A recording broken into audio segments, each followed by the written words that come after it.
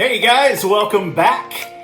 Hey, this is a video that I am putting on there just to help a lot of you out there that may need some custom plasma cutting done. This is for a customer that I'm about to show you that has a rock mantle and fireplace, and he did not want to go with a fireplace insert as pictured here. And he preferred to go with a JOTUL freestanding F500 that sat on his hearth. You have to have a non-combustible surface at least 16 inches out in front of any type of solid fuel burning stove.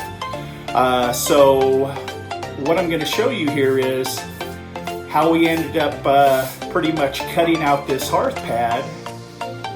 Stay tuned. This is an awesome job that turned out just beautiful. The customers raved about it, and another happy client. So check it out.